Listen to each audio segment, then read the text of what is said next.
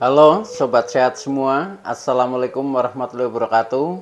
Salam jumpa kembali dengan saya Sugito di channel Berbagi Sehat, channel edukasi dan motivasi seputar asam lambung, GERD, anxiety, psikosomatis. Berdasarkan pengalaman saya sebagai orang yang pernah mengalami gangguan asam lambung, GERD, anxiety, psikosomatis. Harapan saya khususnya kepada teman-teman yang masih dalam gangguan asam lambung, GERD, anxiety, psikosomatis, setelah menonton video ini akan dapat tersugesti dan termotivasi untuk dapat cepat sembuh. Saya bisa sembuh, insya Allah teman-teman pasti juga bisa sembuh, badai pasti berlalu. Baiklah teman-teman, pada kesempatan kali ini saya akan berbagi seputar asam lambung, GERD, anxiety, psikosomatis dengan topik serangan panik atau panic attack dan pembahasannya. Baiklah teman-teman ya, sebelum saya lanjutkan, tolong yang belum subscribe channel ini, klik subscribe dan loncengnya, supaya teman-teman tidak ketinggalan konten video-video berikutnya. Dan jika suka, klik like, selalu bagikan ke sosial media teman-teman, semoga bermanfaat buat kita semua. Baik, kita lanjutkan. Jadi topik kita kali ini adalah serangan panik ya, atau panic attack dan pembahasannya karena asam lambung, GERD, anxiety, psikosomatis. Teman-teman semua perlu kita sadari bahwa gangguan asam lambung, GERD, anxiety, psikosomatis yang disebabkan oleh multifaktor ya, baik itu faktor fisik maupun faktor psikis, dengan sensasi yang sangat beragam ya, mulai dari ujung rambut sampai dengan ujung kaki yang sering kita kenal sebagai 1001 rasa sensasi.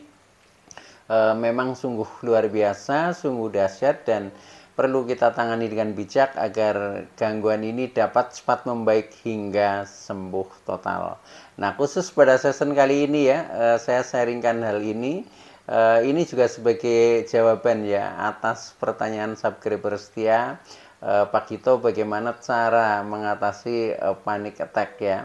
Karena beberapa hari yang lalu saya masih mengalami sensasi yaitu panic attack. Nah, untuk itu maka saya sharingkan topik ini ya, karena kebetulan saya juga pernah mengalami, sehingga bisa menjadi referensi lah buat teman-teman semua. Dan insya Allah semuanya itu nanti akan membaik setelah kita memahami dan mau mempraktekkan tip-tip yang saya berikan. Nah, untuk itu tolong ya simak video ini sampai dengan selesai supaya tidak gagal paham, dan alangkah baiknya jika teman-teman juga menonton ya video-video saya yang lain, karena di setiap video itu saling berhubungan, saling melengkapi ya, sehingga pemahaman kita tentang seputaran gangguan ini jauh menjadi lebih komplit ya. Nah, dengan komplitnya referensi yang kita pahami, maka akan mempermudah kita untuk berikhtiar secara holistik keluar dari jeratan gangguan asam lambung, GERD, anxiety, psikosomatik hingga membaik bahkan sembuh total. Nah, baik teman-teman ya, jadi langsung saja kepada topik kita, yaitu tentang panic attack atau serangan panik ya yang sering kita alami ya. Tetapi ini memang termasuk sensasi yang dahsyat lah, yang luar biasa. Menurut saya ini sensasi paling menakutkan itu adalah panic attack ini teman-teman ya. Nah, tetapi ini biasanya jarang terjadi sih, jarang terjadi. Tetapi kadang tiba-tiba itu muncul. Nah, itu yang kadang kita harus antisipasi, itu seperti itu ya. Bahkan kita kadang sudah merasakan agak membaik ya, tetapi ketika istilahnya kita tidak bisa mengendalikan diri, nah itu akhirnya sampai kepada serangan panik atau panic attack itu.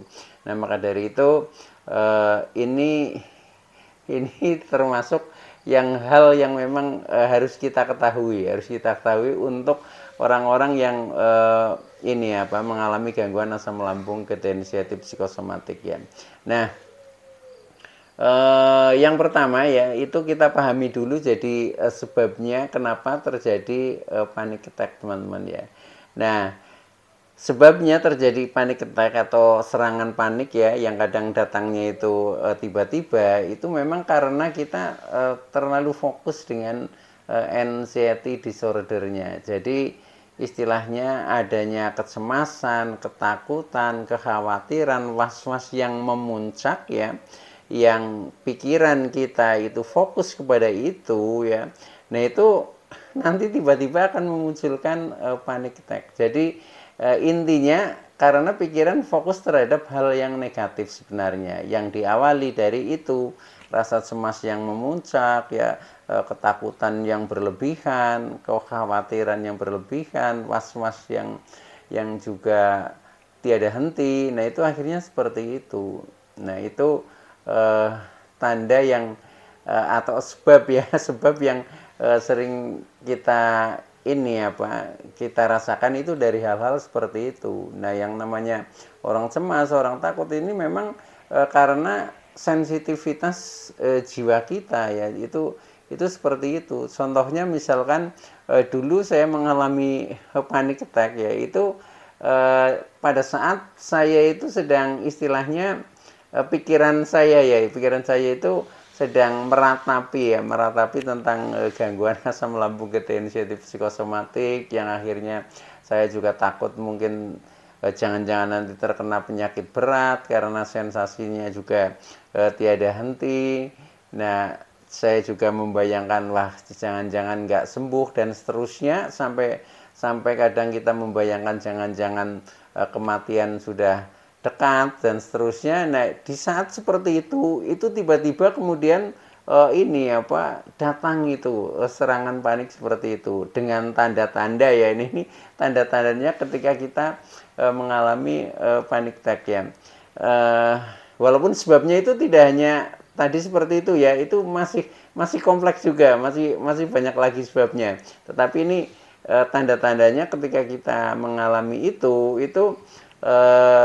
pertama itu pusing ya, jadi pusing-pusing tapi kepala berat lah, pokoknya kepala berat, pusing-pusing, kadang ada yang sampai seperti vertigo ya. Itu rasanya seperti itu yang pertama loh maksudnya. Nah setelah itu diikuti dengan pandangan mata itu yang kadang menjadi kunang-kunang ya, kalau nggak kunang-kunang itu bergelombang atau mungkin agak gelap, agak buram lah seperti itu ya. Itu juga termasuk juga itu tandanya seperti itu ketika kita mau mengalami panic attack. Kemudian dada terasa berat ya, dada terasa berat, nyeri ya. Nah ini yang luar biasanya itu nafas itu seperti mau putus teman-teman, nafas seperti mau putus, sehingga di pikiran saya waktu itu wah ini terkena serangan jantung, wah ini jangan-jangan mendekati kematian dan seterusnya seperti itu, sehingga menjadi semakin negatif. Nah ketika semakin negatif ya sudah rasa itu semakin melekat, akhirnya sensasi yang lain ya selain nafas itu seperti mau putus ya, kemudian perut rasanya penuh ya, sehingga untuk bernafas itu rasanya sulit itu seperti itu ya, karena sudah penuh nggak bisa kembang kempis seperti itu. Nah kemudian rasa di seluruh tubuh itu lemes ya, lemes, gemeteran, kemudian keringat dingin ya, keringat dingin itu hampir di seluruh tubuh. Nah itu ketika sudah seperti itu pokoknya kita tidak berdaya. Nah itu contoh panic attack yang pernah saya alami seperti itu teman-teman. Nah kemudian setelah seperti itu ya sudah, kita memang harus berbaring ya, harus tiduran. Kalau misalkan kita duduk-duduk itu sudah nggak mampu ya, karena sudah rasanya nggak karu-karuan, sudah lemes, sudah pusing, terutama nafasnya itu yang berat sekali ya. Nah itu yang membuat kita seperti terkena serangan jantung, itu di pikiran saya seperti itu, sehingga kita menjadi semakin takut. Nah setelah seperti itu kemudian kita ya sudah, kita bawa tiduran seperti itu. Tidur saja itu masih rasanya masih pusing ya, nafas masih pendek seperti itu, dan itu berlangsung sekitar 10 menitan yang sungguh dahsyatnya, terutama yang hubungannya dengan nafas itu, yang dada terasa berat, nyesek itu seperti itu. Nah yang lebih penting lagi adalah cara mengatasinya teman-teman ketika kita mengalami seperti itu. Sebenarnya ini juga bertingkat ya, kadang seperti itu, tetapi kadang ya itu juga bisa muncul serangan panik di saat kita mungkin sedang di luar rumah. Nah itu lebih kadang kita lebih takut lagi itu seperti itu. Tetapi waktu itu saya itu sedang di rumah dan malam hari karena saya sedang sendirian ya, sendirian, kemudian ilusi pikiran itu ke arah ini mencemaskan tentang kondisi tubuhnya sendirilah yang menurut pikiran negatif ya, maksudnya itu sepertinya sedang dalam posisi yang tidak baik-baik saja, sehingga yang dibayangkan ya hal-hal yang negatif. Nah ketika seperti itu sudah muncul dengan tanda-tanda seperti tadi. Nah ketika seperti itu ya sudah, cara mengatasinya yang pertama jelas ya, kita berusaha menenangkan pikiran ya, menenangkan pikiran walaupun kita kan masih berbaring ya, di bawah berbaring. Nah itu kita berusaha minum air hangat dulu teman-teman. Jadi air putih ya, air hangat lah ya, kurang lebih kalau bisa 1 gelas, kalau enggak ya setengah gelas. Gelas yang kecil saja ya, bukan yang gelas besar seperti ini ya. Itu seperti itu minimal setengah gelas. Nah syukur bisa 1 gelas ya, usahakan minum itu dulu. Nah biasanya nanti kalau kita minum itu ada pengaruhnya ya terhadap nafas yang tadinya sepertinya terengah-engah sekali, itu mulai sedikit agak melambat ya, agak ada longgarnya sedikit lah, itu seperti itu. Nah setelah itu setelah kita berusaha minum ya, minum air putih ya, air putih hangat, atau misalkan nggak hangat pun nggak apa-apa, yang penting jangan dingin lah, itu seperti itu.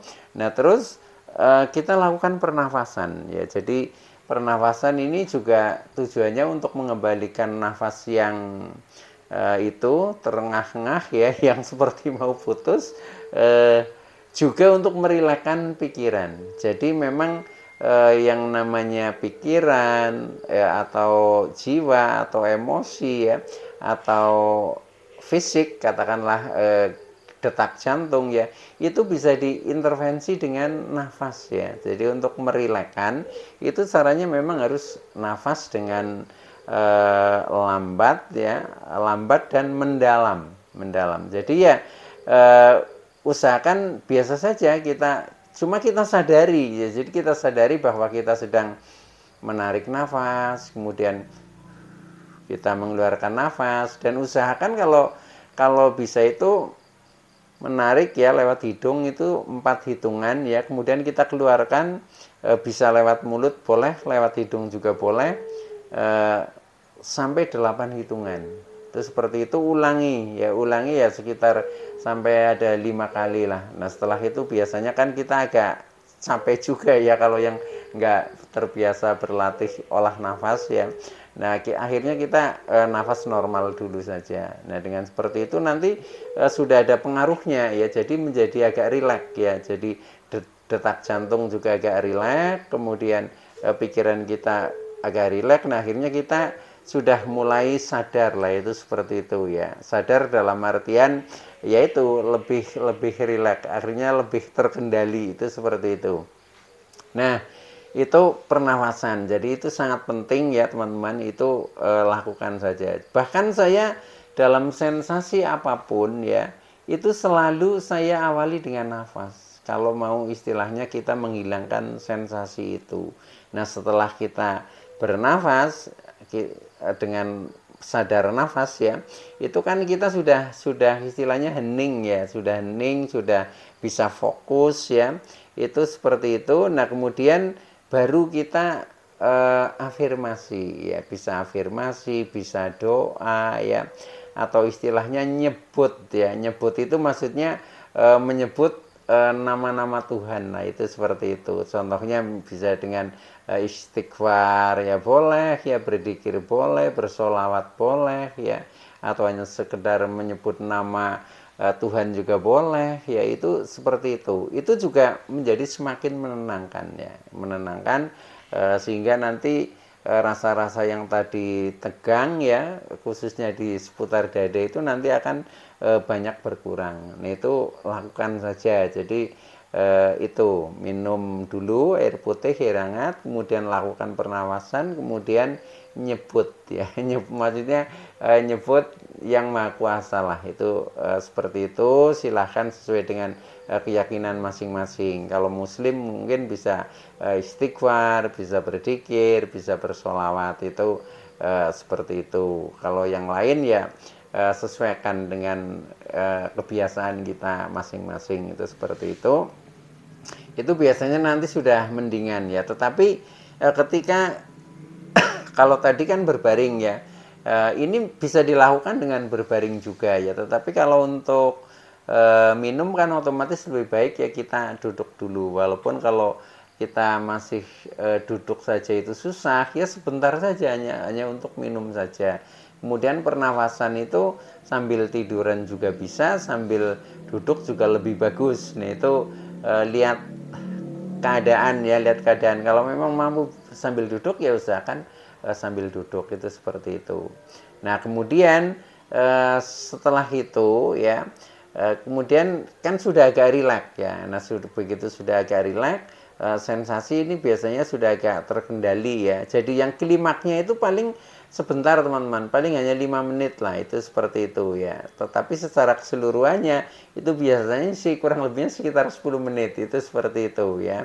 Tetapi yang 5 menit kemudian itu biasanya sudah agak terkendali ya.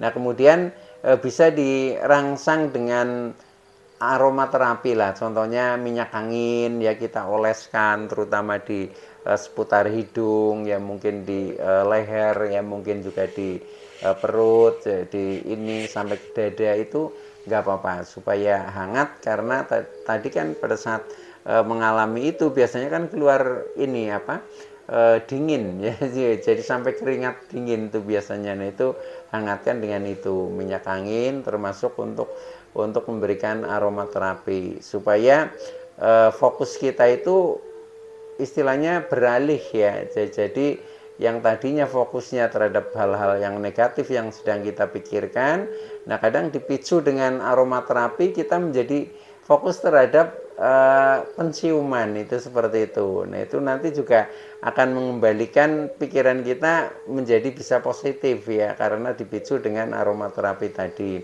Nah kemudian setelah itu bisa juga dirangsang dengan pijitan ya. Pijitan mungkin bisa dibantu orang lain lah ya, orang lain yang dalam satu keluarga ya, bisa dipijit di sini, di seputar ini leher belakang ya, mungkin bisa di tangan, bisa di dada, bisa di kaki, seperti itu. Tujuannya itu untuk merangsang indera perasaan juga ya, perasaan saraf-saraf perasaan yang biasanya pada saat kita panik kita kan saraf-saraf juga tegang ya. Nah, itu biar rileks maka dibantu dengan pijitan, itu juga cukup membantu sekali ya, itu seperti itu.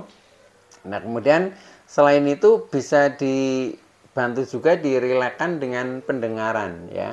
Pendengaran contohnya setelah kita agak membaik, agak rileks, nah rilekskan lagi ya dengan contohnya mendengarkan musik-musik yang kita sukai ya, kita sukai. Nah itu nanti menjadi seperti ada energi baru juga ya, energi baru juga yang kita rasakan. Akhirnya kita mulai merasa nyaman, merasa damai. Nah dengan seperti itu nanti rasa-rasa yang tadi dari panic attack itu juga akan menghilang juga, itu teman-teman, itu seperti itu. Nah itu jadi boleh mendengarkan musik juga bisa ya, atau mungkin dengan suara-suara yang lain yang menurut teman-teman disukai lah, itu seperti itu. Nah kemudian bisa juga rangsang dengan makanan-makanan ringan lah, makanan kecil ya, itu juga untuk merangsang indera perasa juga, pengecap kita, supaya juga beralih fokusnya tidak kepada pikiran negatif tentang penyakit ya, tetapi menjadi kita menikmati rasa yang sedang kita makan. Contohnya bolehlah makan yang asin-asin atau yang manis, itu untuk merangsang saja ya. Nah akhirnya nanti panic attack itu juga akan menghilang juga teman-teman, itu seperti itu.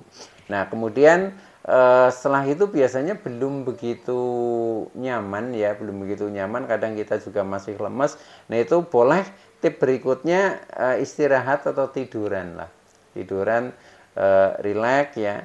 Nah di dalam tiduran itu sambil afirmasi teman-teman. Jadi afirmasikan kata-kata positif. Contohnya saya baik-baik saja, saya tidak apa-apa ya. Ini hanya sensasi, sensasi hanya numpang lewat. Faktanya saya sehat walafiat dan seterusnya seperti itu. Nah dengan seperti itu nanti kita semakin ini apa semakin mulai segar kembali. Nah setelah kita agak lumayan bagus kondisinya ya, mungkin untuk duduk juga sudah nyaman. Nah kita tambah lagi ya bila perlu sedikit makan teman-teman ya, jadi minumnya kita tambah lagi, kemudian kita mungkin makan nasi juga nggak apa-apa ya, tetapi jangan kebanyakan ya. Ini juga nanti akan ini apa untuk memberikan energi baru ya, karena pada saat kita panic attack itu sepertinya energi habis ya, karena itu puncaknya kecemasan, sehingga kecemasan itu kan juga memakan energi yang cukup besar. Nah apalagi kita habis mengalami panik attack itu pasti itu seperti itu, habis energinya, maka kita boleh misalkan makan. Nah itu seperti itu ya. Itu biasanya panik attack itu nggak berlangsung lama teman-teman, jadi itu paling kurang lebih 10 menit lah, itu seperti itu ya. Bahkan yang dahsyat itu paling hanya 5 menit, itu seperti itu. Jadi tenang saja, itu tidak apa-apa ya. Nah untuk meyakinkan biasanya kita kan masih ada rasa takut, wah jangan-jangan jantungnya, jangan-jangan paru-parunya itu masih seperti itu pasti ya. Nah untuk meyakinkan boleh cek ke dokter ya, cek ke rumah sakit, cek secara medis apa yang dikhawatirkan ya. Apa yang dulu yang saya khawatirkan itu jangan-jangan jantungnya ya, jangan-jangan terkena serangan jantung, kemudian atau jangan-jangan paru-parunya karena nafasnya juga cukup berat. Nah itu saya paginya itu langsung ke rumah sakit, saya ceritakan apa adanya tentang itu panik attack itu yang saya alami. Nah kemudian akhirnya dicek secara medis itu ya, tentang jantungnya ternyata normal ya. Nah setelah itu saya minta dicek juga tentang paru-parunya, juga normal, bagus, jadi tidak ada apa-apa itu